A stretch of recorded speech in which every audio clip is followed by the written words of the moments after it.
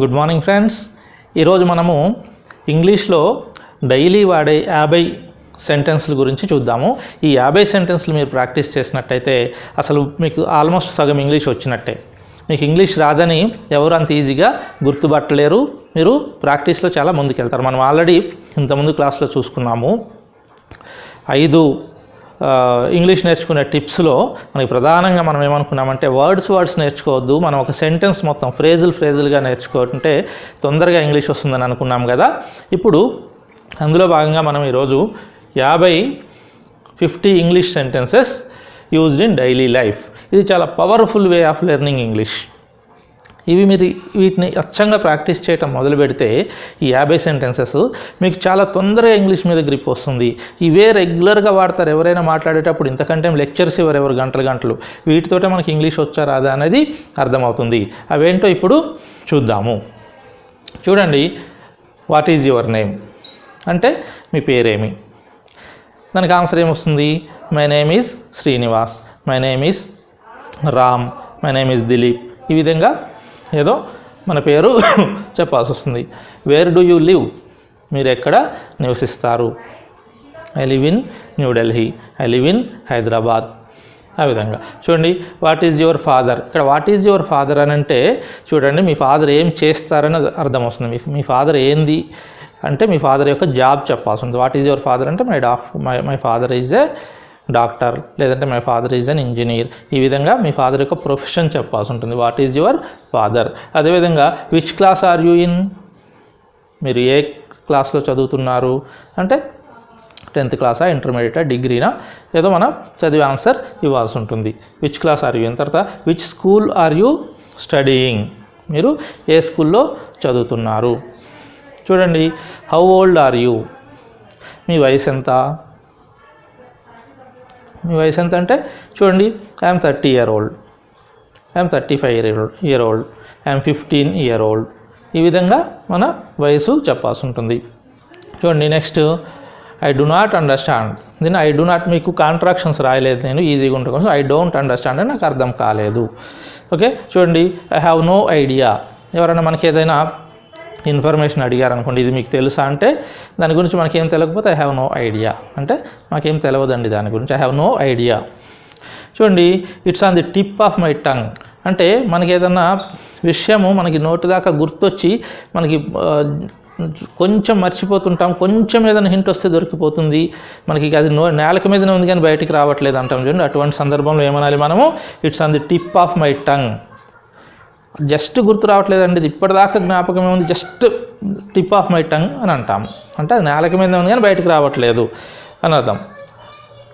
I do not mean it, I don't mean it. దాన్నే I do not mean it అనొచ్చు, లేదంటే I don't mean it అంటే నేను చెప్పిన సెంటెన్స్ యొక్క మీనింగ్ అది కాదు. వాళ్ళు ఒకవేళ ఎదురుగా లేదని అపార్థం చేసుకున్నారనుకోండి, లేదు నేను ఆ విధంగా అనలేదు, ఐ డోంట్ మీన్ ఇట్. చూడండి, హౌ వాజ్ యువర్ వీకెండ్. మీరు మళ్ళీ మండే ఆఫీస్కి వెళ్ళారు, లేదంటే మండే స్కూల్కి వెళ్ళారు, సాటర్డే సండే ఆఫీస్లకి సెలవు ఉంటుంది అనుకోండి. How was your weekend, Saturday Sunday ఎలా గడిచిపోయింది, మంచిగా అయిందా లేదా. చూడండి, తర్వాత వాట్ డూ యూ థింక్, మీరేమనుకుంటున్నారు దీని గురించి, ఏదైనా విషయం గురించి ఒపీనియన్ అడగాలంటే వాట్ డూ యూ థింక్, మీరేమనుకుంటున్నారు. As soon as possible. As soon as possible అంటే వీలైనంత త్వరగా. I will complete your work as soon as possible. మీ పనిని నేను వీలైనంత త్వరగా కంప్లీట్ చేస్తాను అని అర్థం. తర్వాత సీ యూ, మళ్ళీ మిమ్మల్ని కలుస్తాను, లేదంటే సీ యూ నెక్స్ట్ టైం, ఇంకో సందర్భంలో మిమ్మల్ని కలుస్తాను అని అర్థం. How can I go to the city centre. City సెంటర్కి వెళ్ళే దారి ఏది, నేను ఎలా వెళ్ళాలి, సిటీ సెంటర్కి వెళ్ళే మార్గం చెప్పగలరా. What's your email address. ఎవరిదైనా ఈమెయిల్ అడ్రస్ అడగాలన్నా, ఫోన్ నెంబర్ అడగాలన్నా, what's your email address, what's your phone number. How much is it. ఏదైనా మీరు వస్తువు బేరం ఆడుతున్నారు, అడగాలి షాప్లో, హౌ మచ్ ఈజ్ ఇట్, దీని ధర ఎంత. ఓకే, సరే. తర్వాత నెక్స్ట్ సెట్ చూడండి, it's okay.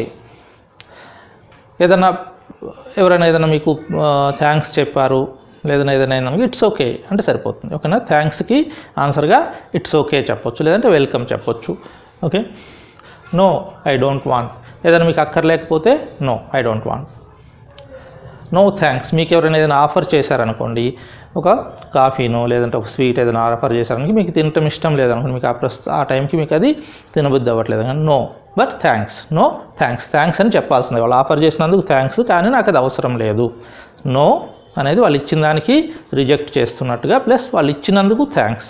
No thanks. No thanks అంటే మీకు థ్యాంక్స్ చెప్పట్లేదని కాదు అర్థం, బాగా గుర్తుపెట్టుకోండి. నో థ్యాంక్స్ అంటే వాళ్ళు ఇచ్చింది నాకొద్దు, కానీ మీరు ఇవ్వాలనుకున్నందుకు థ్యాంక్స్ అని అర్థం. What is going on? ఏం నడుస్తుంది? సపోజ్ మీరు ఒక గ్రూప్ ఆఫ్ పీపుల్లోకి ఎంటర్ అయ్యారు. ఏం నడుస్తుంది ఇక్కడ? What's going on? Where are you from? మీరు ఎక్కడి నుంచి వచ్చారు, మీది ఏ ఊరు అని అర్థం. లెట్ మీ గో, నన్ను వెళ్ళనివ్వండి. ఏదైనా మీటింగ్ నడుస్తుంది, ఫ్రెండ్స్తో మాట్లాడుతున్నారు, వాళ్ళు ఆపుతున్నారు అనుకోండి మిమ్మల్ని పోనివ్వకుండా, సరే నాకు అర్జెంట్ ఉంది, లెట్ మీ గో, నన్ను వెళ్ళనివ్వండి. Okay, may I come in. మీరు ఏదైనా ఆఫీసర్ రూమ్లోకి కానీ లేదంటే ప్రిన్సిపాల్ రూమ్లోకి కానీ లేదంటే పర్మిషన్ తీసుకొని లోపలికి వెళ్ళాలంటే మే I come in. I will let you know. ఏదైనా విషయం మీకు తెలియదు అనుకోండి, I will find and I will let you know, అంటే మేము తెలుసుకొని మీకు చెప్తాను అని అర్థం. I will let you know అనేది మీ సమాన స్థాయి వాళ్ళకి కానీ కింది వాళ్ళకి కానీ వాడాలి. మీ సీనియర్స్కి కానీ ఇక్కడ ఫార్మల్ సిచ్యువేషన్స్లో చెప్పేటప్పుడు ఐ విల్ ఇన్ఫార్మ్ యూ అనాలి. I will let you know అనేది ఫ్రెండ్స్ తోటి కానీ ఇన్ఫార్మల్ వే. ఫార్మల్ వేలో ఏం చెప్పాలి అంటే ఐ విల్ ఇన్ఫార్మ్ యూ అనాలి.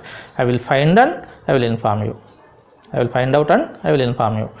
అదే మీ సమాన స్థాయి వాళ్ళు కానివ్వండి లేదా క్యాజువల్ టాక్స్ ఇంట్లో వాళ్ళతోటి ఫ్రెండ్స్ తోటి మాట్లాడేటప్పుడు I will find out and I will let you know, తెలుసుకొని చెప్తానని అర్థం. I will meet you later, మిమ్మల్ని తర్వాత కలుస్తాను. I will meet you later. తర్వాత వాట్ డూ యూ థింక్, మీరేమనుకుంటున్నారు? It's raining. ఒకవేళ బయట వర్షం పడుతుంటే ఇట్స్ రైనింగ్, వర్షం పడుతుంది అని అర్థం. ఇట్ ఈజ్ రైనింగ్ లేదంటే it's raining. Is everything okay, అంతా బాగుందా, అంతా మంచిగానే ఉన్నారా? Is everything okay.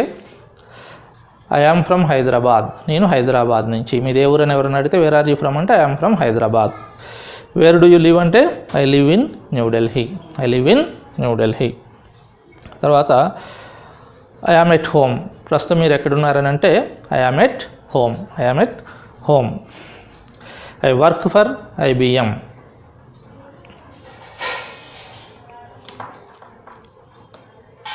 చూడండి, I am at home, I work for IBM. నేను IBM కోసం పనిచేస్తాను, IBM కంపెనీలో పనిచేస్తాను.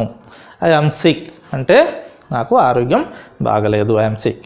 Have you ever been to London, మీరు ఎప్పుడైనా లండన్ వెళ్ళారా? Have you ever been to London. Have you ever been to Delhi. Have you ever been to Kolkata అంటే మీరు ఎక్కడికైనా వెళ్ళారా అనేదానికి అడగటానికి. ఓకేనా? తర్వాత చూడండి,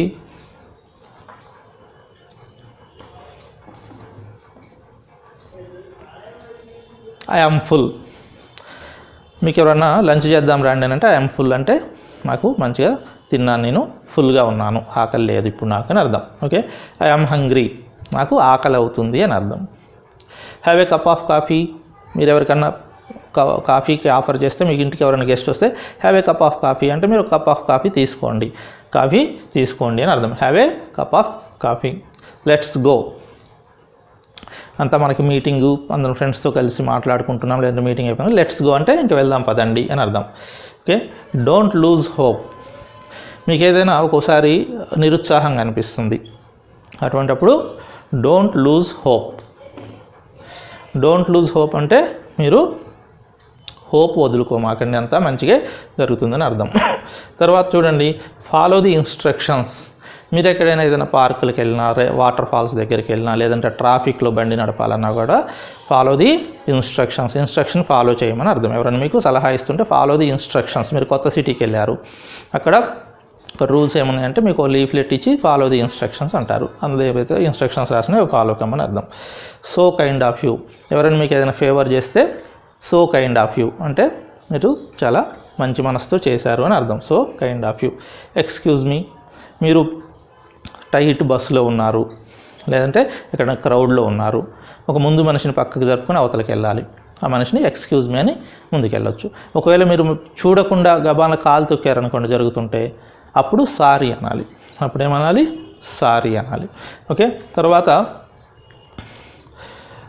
మీకు ఏదైనా మీటింగ్ అటెండ్ అవుతున్నారు, ఆ స్పీకర్ చెప్పింది మీకు అర్థం కాలేదనుకోండి, పార్డన్ మీ అంటే అర్థం కాలేదు, మళ్ళీ ఒకసారి రిపీట్ చేయమని అర్థం, పార్డన్ మీ అనాలి. తర్వాత మీకు ఏదైనా ఎవరైనా ఫేవర్ చేస్తే థ్యాంక్స్ అనొచ్చు, థ్యాంక్స్ ఎలాట్ అనొచ్చు, థ్యాంక్ యూ వెరీ మచ్ అనొచ్చు. దానికి ఆన్సర్గా it's okay, welcome, no mention అనేవాళ్ళు కానీ ఇప్పుడు అంటలేదు, ఇట్స్ ఓకే ఆర్ వెల్కమ్ అనాలి. ఓకేనా. I wish I knew it. మిమ్మల్ని ఏదైనా ఇన్ఫర్మేషన్ ఎవరైనా ఏదైనా ఒక విషయం గురించి అడిగారనుకోండి, మీకు అది తెలియదని చెప్పడానికి ఐ డోంట్ నో అని చెప్పే బదులుగా I wish I knew it అంటే అది నాకు తెలుసుంటే బాగుండేది అంటే నాకు తెలియదని అర్థం. I wish I knew it అంటే మీనింగ్ ఏంది, అది నాకు తెలుసుంటే బాగుండేది అని అర్థం, అంటే తెలియదు అని మీనింగ్. చూడండి, తర్వాత I'm having lunch. I'm having lunch అని హ్యావింగ్ అంటే ఎప్పుడైనా తింటున్నట్టు కానీ టీ లాంటిది తాగుతున్నట్టు కానీ, ఐఎమ్ హ్యావింగ్ మై లంచ్ అంటే నేను లంచ్ చేస్తున్నాను. I'm having a cup of coffee, నేను ఒక కప్ కాఫీ తాగుతున్నాను. ఈ విధంగా వస్తుంది. ఐఎమ్ వెయిటింగ్ ఫర్ బస్, నేను బస్ కోసం వెయిట్ చేస్తున్నాను. ఈ విధంగా ఈ 50 మీరు రెగ్యులర్గా ప్రాక్టీస్ చేసుకున్నట్టయితే మీకు డే టు డేలో మాట్లాడేది ఇవే. Okay, brush your teeth, wake up early, okay, it's becoming late.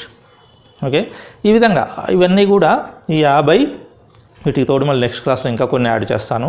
ఇవన్నీ మీరు ప్రాక్టీస్ చేసుకుంటే మీకు ఇంగ్లీష్ చాలా తొందరగా వస్తుంది. మీకు డైరెక్ట్ ఫ్రేజెస్ నేర్చుకుంటేనే ఇంగ్లీష్ తొందరగా వస్తుంది. మీరు ఒక్కొక్క వర్డ్ నేర్చుకొని వాటి మీనింగ్స్ చేసుకుంటే ఇంగ్లీష్ ఎప్పటికీ రాదు. ఈ వీడియోని లైక్ చేయండి, షేర్ చేయండి, సబ్స్క్రైబ్ చేయండి. Thank you.